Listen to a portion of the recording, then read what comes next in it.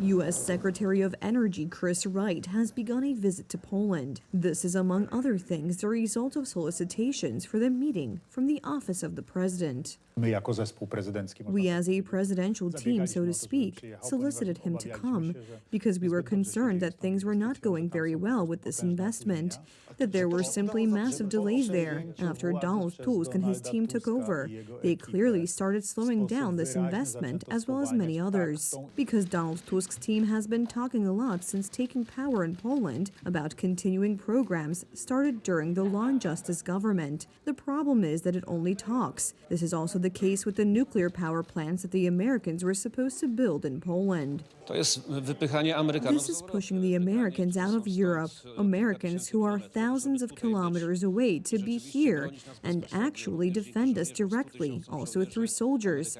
100,000 American soldiers who are in Europe, 10,000 of them in Poland. Then they must have a business here. That's why the current authorities have led Law and Justice to freeze the framework contract signed with the Americans for the construction of nuclear power plants in our country. The Polish government doesn't think about the Americans being here at all. It just pushes them out precisely because it doesn't see to the contracts and they expire. This is an act to the detriment of the security of the Polish state, and for that, this authority will answer. And Prime Minister Tusk, as usual, instead of specifics, weaves stories, this time about the new doctrine of his power. Piast Doctrine, a doctrine based on force. I'll tell you, we're really going to catch up with the biggest economies like Germany's, like Japan's, within a few years. On the nuclear energy issue, did Polish Prime Minister Donald Tusk yield to your persuasion on the matter, that it should be brought to a signature as soon as possible? Mr. Donald Tusk has brought, so to speak, disinformation and the ability to sow propaganda that completely contradicts the facts to near perfection. Tomorrow, Donald Tusk is expected to sign a bridge nuclear agreement with the Americans for Poland. But looking at the fate of previous construction contracts concluded by the United Right with the United States, in which little has happened since the coalition took power on December 13th, one can predict how it will be this time as well. Why is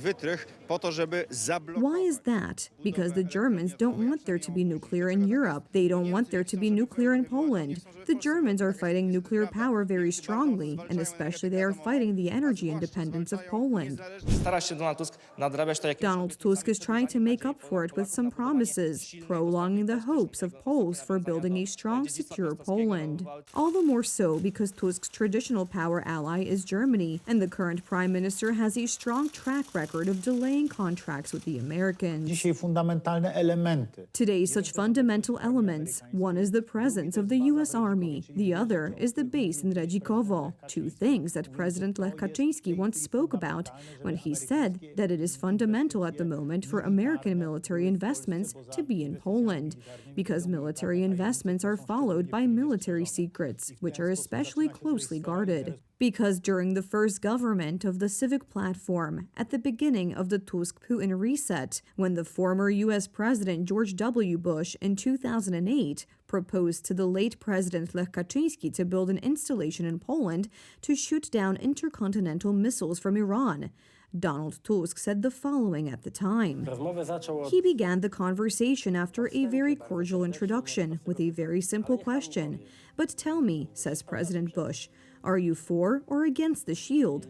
He asked for a one-word answer. Yes, but we're not blind. Radosław Sikorski, the former and current head of the Polish Ministry of Foreign Affairs, led negotiations on the missile shield with Putin's Russia. Poland would be ready to agree that the Russian side should have access to industrial monitoring of the shield site, and that it should have permanent access, not to be confused with permanent presence. But the original installation at Redzikowo envisioned a permanent presence of at least 8,000 U.S. troops, even then at the beginning of the 21st century.